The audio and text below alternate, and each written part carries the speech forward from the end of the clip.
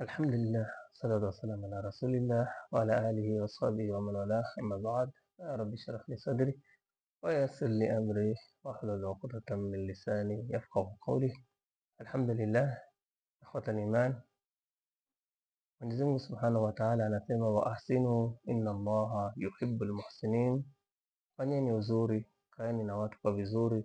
Hakika Mwenyezi Mungu Subhanahu wa Ta'ala anapenda wale watu wenye kuishi na watu kwa vizuri, ama wenye kufanya uzuri katika mambo yao.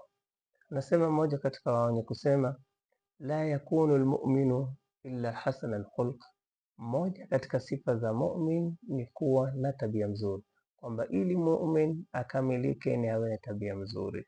Hasana almuashara, kisha awe na tangamano zuri, aishi na watu kwa vizuri.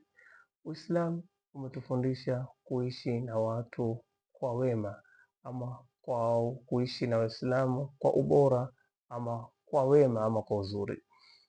Na binadamu hawezi kuishi peke yake. Hakuna binadamu anaweza kuishi peke yake, lazima aishi na mwenzake. Sasa ni lazima muangalie ule mwenzako ana tabia gani, ako vipi, ndio uishi naye. Hivi ndivyo Uislamu umetufundisha kuishi na watu kwa wema ama kwa uzuri.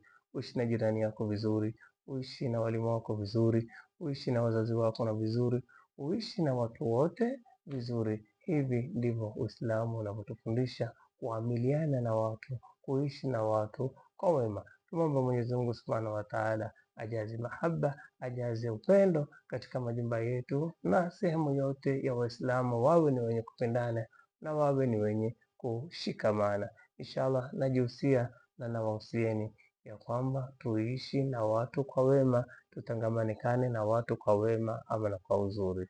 Wassalamu alaikum warahmatullahi.